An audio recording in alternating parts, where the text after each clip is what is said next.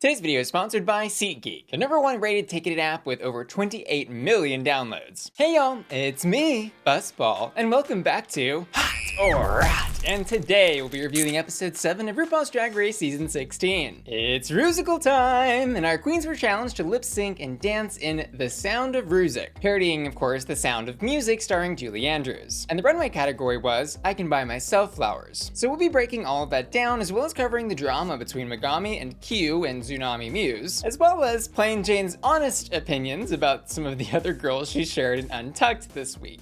So much for that new leaf. And first up, in the order they hit the runway tonight, what's that? Oh, The Sound of Plasma. And not only does Miss Plasma absolutely love musical theater, Broadway, and performing in general, but also The Sound of Music. Like, from what I can tell, this is the challenge of Plasma's dreams, which I feel like can sometimes be a dangerous thing for Drag Race contestants to let on, because we often end up with face crack moments, like with Jan. And the big drama involving Plasma this week was her little tiff, we'll say, with some of the other queens who also wanted the role of Mariah in The Sound of Rusic. And she found herself head-to-head with Morphine and Sapphira, who were vying for the role. But girl, she wasn't letting this part go from her cold, dead fingers. Even though this is actually the second time we see Sapphira let a role go that she initially wanted. But she wasn't too worried about it because the last time she gave up a role, that queen went home. Anyways, Plasma gets the part she wants. She is the main character, the star of the show, the ringleader of this Rusical circus. She is Mariah, a postulant on her journey of self-discovery with the bad habits and Von Straps. And all I can really say about her performance was that it was truly on another level compared with every other queen tonight. And like, yes, pretty much everyone was good, but it was clear Plasma was operating on a level of know-how in this realm that the others were not even privy to. This performance was of course a 5 out of 5 hot flames. She killed it. But the crazier thing is that this Rusical having pre-prepared vocals actually kind of held her back, because she could have easily, I think, done everything she did and sang live in an incredible voice. And by the way, I've just got to give a quick shout out and congrats to her and everyone else that worked on the Barbra Streisand Don't Rain on My Parade video recreation that's up on our channel. Y'all should definitely go check it out. And Miss Plasma also killed it on the runway tonight, interestingly matching the Rusical theme on the runway with the flowers brief. She's giving us a take on the classic Audrey Hepburn black and white My Fair Lady look, which we've seen on Drag Race in various interpretations, I think most recently from Rosé on the season 13 finale. But I always love seeing a unique take on an iconic look like what Plasma's done here, making it all yellow and covered in flowers. The through line being the character from the movie actually getting yellow roses, thus she's wearing yellow roses on the runway. This is, I think, Plasma's best look on the runway so far, and it's totally hot. And next up, Mother has arrived. It's Sapphira Cristal, who in the challenge ends up with the role of Mother Superior of the Bad Habits, where she teaches Mariah that she can't just keep her freak inside. She's gotta let it out. And Sapphira, being the leader of the Bad Habits in the Rusical, had a lot more solo moments than her group partners. And those solo moments really were her best, because when the three habits were together, they were often so all out of sync with each other that it was hard to tell who was doing the right thing or wrong thing. You know what they say, let go and let God. This performance was hot. And over on the runway, just when you think Sapphira Cristal can't get any more mother, just when you think she can't eat anymore and leave no crumbs on the plate after getting seconds and thirds, feasting at the buffet of serving Mother, she does this. This flower look is incredible. It is an entire stage show in and of itself. And yes, she looks absolutely beautiful in this costume, but I was even more impressed with the quality of construction to be able to keep those flower petals out at those angles outside of her body. They're huge. And also, did y'all peep that the wig was literally like the inside of a flower with the stamen and the pistil? Come on now. Come on now. This is like Palmon's final Digimon evolution, and it's hot. And as you know, watching TV at home is fun and all, but nothing beats getting a great deal on tickets to a live event with my favorite ticketing app and the sponsor of today's video, SeatGeek. Just browsing events in my area, I see great deals on tickets for Olivia Rodrigo, Hosier, Pink Panthers, and Tate McRae. Plus touring Broadway shows like Wicked and even sports games. Whatever those are, SeatGeek shows me all the available tickets from across the web in one place, and conveniently rates them on a scale of 1 to 10 on how great a deal they are. And SeatGeek's interactive stadium map shows me exactly where the tickets are located in relation to the stage. I love using SeatGeek because I can shop with all of the prices including fees, so that there's no nasty surprises at checkout unlike other ticketing apps. And I know whether I'm looking for budget-friendly tickets or the best seats in the venue, SeatGeek's got me covered with their buyer's guarantee. Every ticket is protected, and if your ticket gets canceled, SeatGeek will make it right. Plus, SeatGeek is the only site that lets you return your tickets up to 72 hours ahead of the event with SeatGeek swaps. And speaking Speaking of great deals, SeatGeek's partnered with me to save you even more money. Just click the link in my description to start downloading SeatGeek right now and get $20 off your first SeatGeek order with promo code BussyQueen. That's right, just enter promo code BussyQueen to get $20 off your first SeatGeek order. Thanks SeatGeek for sponsoring today's video. And next up, Morphine, like the stuff they give you in hospitals, but no relation. And she and the Rusical did try to fight Plasma for that leading role, but ended up with a very minor supporting role as one of the bad habits behind Sapphira Cristal. And I was actually kind of shocked to see her called out as a bottom 3 placement this episode because I thought she did pretty good. It seemed honestly like in the group segments of the bad habits, she was nailing the choreo and looked like she was having a good time in her face. But because this role had no solo features and probably the least amount of lines that weren't lip synced alongside somebody else, yeah, it was hard for her to stand out. But I would have given her like a safe 3 flame hot here. Over on the runway though, she kind of stood out for the wrong reasons. She's very much giving 70s hippie flower power realness with this like floral printed deep V jumpsuit that has giant billowy sleeves, a flower crown in her hair, and a little surprise in her mouth. And like, honestly, it's not a bad look. It's just a very casual look for something like the Drag Race runway. Also, don't think it helps her case that they put her look right after Sapphira's, who easily had the best look tonight, which she too acknowledged on Twitter, writing, "Also dirty for putting me after Sapphira, like, did y'all see that?" Oh, we saw it.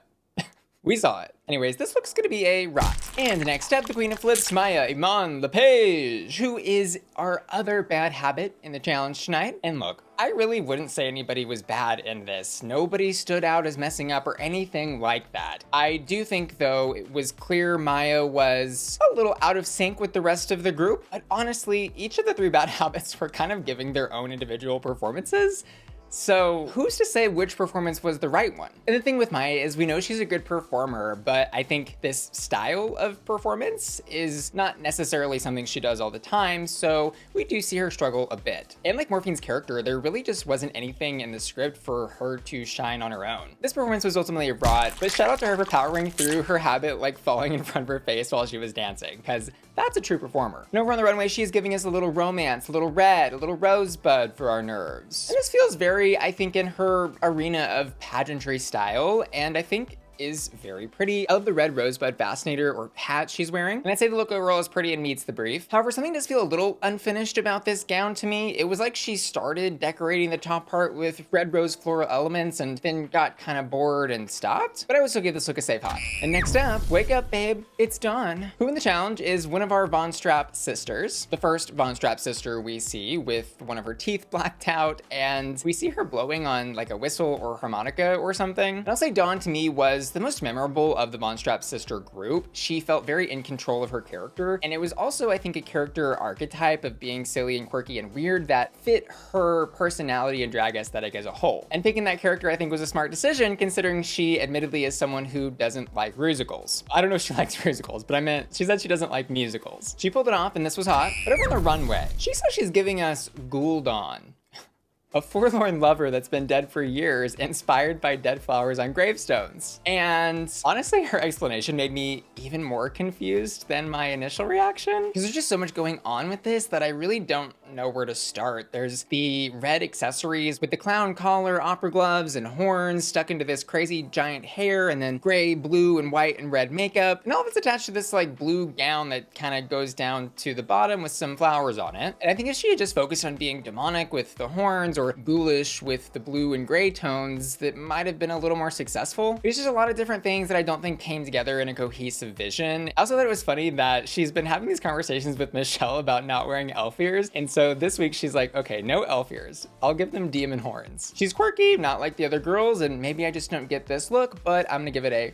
And next up, our queen of protecting queer art, Megami. And she is in the challenge another one of the Von Snap sisters, and she gets critiqued tonight for giving very one level, which I could see is a fair critique for what she did. Plus you could see her watching the other queen's feet and floor as she was making sure that she got the choreo right in the moment. But I don't think she really messed up at all. She was just not totally present, and I don't think those huge thick-rimmed glasses did her any favors, because it kind of hid her face from emoting to the judges. All things considered though, I'd give this like go warming up. But over the runway, she certainly found her theatrical moment when she runs out onto the stage with this like stained wedding dress that she tosses to the side. And what it was stained with, we may never know. But she was emoting more in those 5 seconds than she did the entire Rusical. Anyway, she throws the stained dress aside and hits the runway in lace stockings and kind of like a deconstructed take on a wedding dress made of flowers. She's got half a hoop skirt and bustle on her sides. And the color palette, I'll say, is pretty, and I'll certainly compliment her hair, her mug, and her body. She looks great. It's just that this collection of accessories on her body is not giving runway look. It's giving covered myself in glue and rolled in the flower fields. We're gonna put these flowers back in the pot with some Miracle Grow and give this look a rot. And next up, Queen of Bananas, Nymphia Wind, who firstly, did y'all notice was like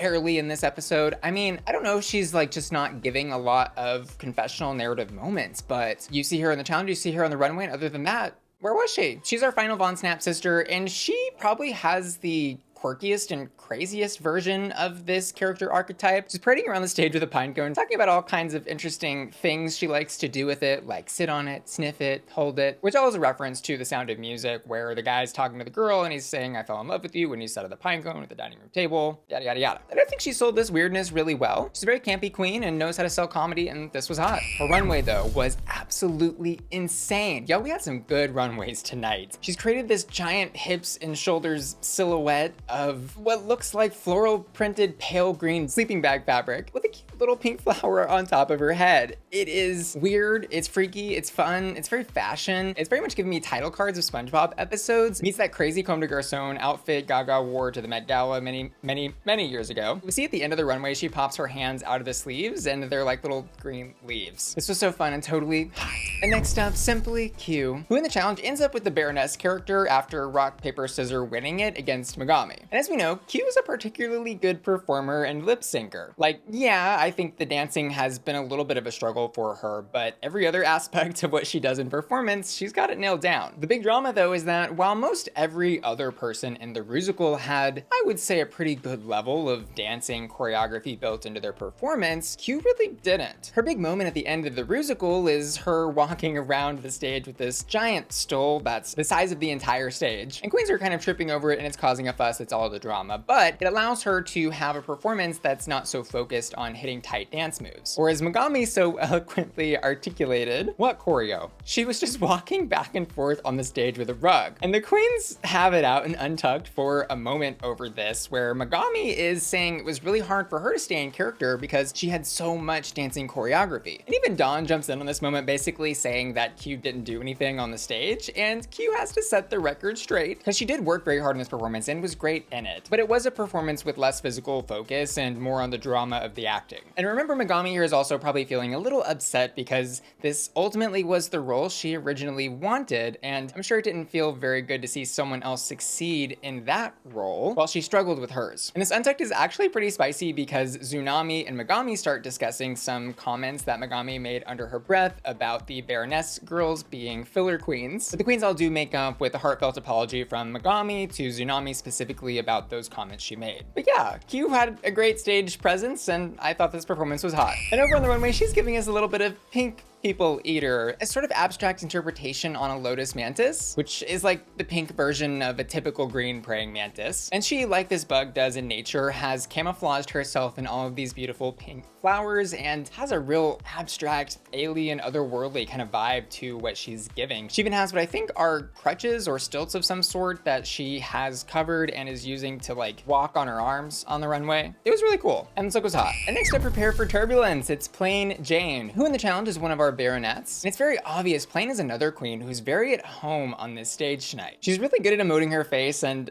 of course really good at selling this extremely evil character. Again, like Dawn, I think it was smart of her to pick something that matched her personality, allowing her to really tap into something she knew so well. And of all the supporting roles in this Rusical, I actually think that she would probably get like Best Supporting Actress or whatever the equivalent is for musical theater people.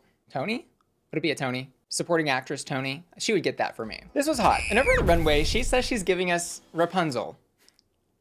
complete with a runway length ponytail adorned in flowers, where at the end of it we see her Prince Charming. And my favorite thing about this look was, I think, getting to see another side of Plain Jane's sense of humor. It was a very whimsical look, and also one that very much said Plain Jane with that short little skirt, cocktail dress type of silhouette. My only question was, I'm not totally sure how she got to Rapunzel with Prince Charming on her ponytail from flowers brief. Like, it kind of felt she just wanted to do something like that and then put flowers all over it. But it's not like it doesn't work, and I enjoyed the presentation, so I'm gonna give this a.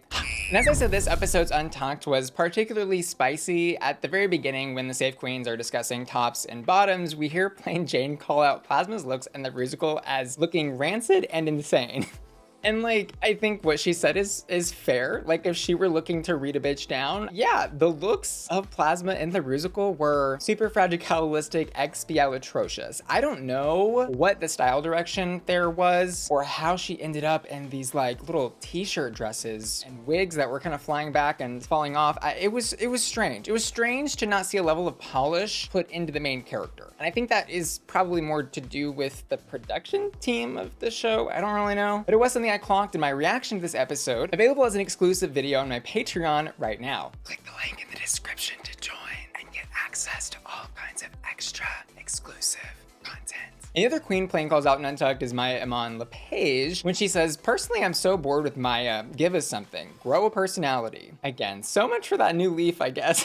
She took the new leaf and she threw it right in the trash. She said, "I'm done with that." But I will say this, at least you always know what this person is thinking. Do you want to know what she's thinking? Maybe not, but you know what it is. And finally tonight we've got Xunami Muse, who in the challenge is our last Baronet. And while both Baronets were side characters to the Baroness, Xunami's character was a sort of shadow to Plain's larger Baronet character. And Xunami was really alongside Morphine tonight for, I think, having the least amount of solo lines in the entire Rusical. So there really weren't a lot of individual moments to see her shine, but I think she pulled this character off well. And, you know, having someone like Plain Jane, who's so good at a character like this, lead the way, you know, that can only help. I am, of course, just teasing all in good fun about all of that. But really, these two were a great, believable, evil duo, and Xunami's performance was a hot. Over on the runway, though, her look might have been a little lost in translation. She says she's giving us an upside-down flower bouquet with the cellophane. We see, like, that she'd wrap on the bottom as the coat, over the stem, which I think is her body. And then the ruffles at the bottom are supposed to be flower petals. And I really like the vision here. And I think the movement in the gown is good. It certainly is a unique take for the Drag Race runway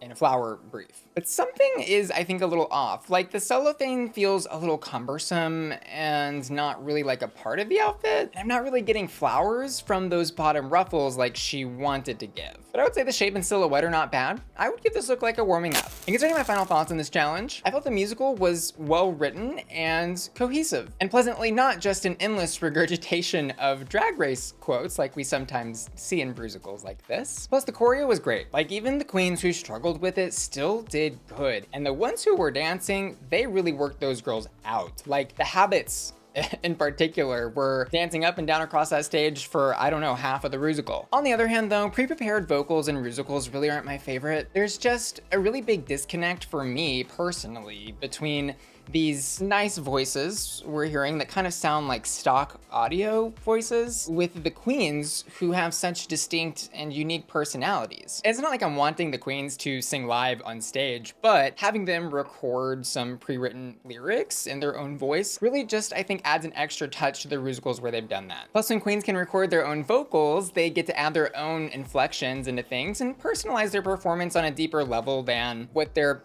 acting out that some other person singing inflected. And the win tonight does, of course, go to Hang It Up, Flat Screen, Plasma, Hey Nikki, Asthma. And yeah, I don't think there was any competition for the win tonight, like, at all, really. But seriously, congrats to Plasma on that win. I know that must have meant a lot to her considering her background being from New York and all that.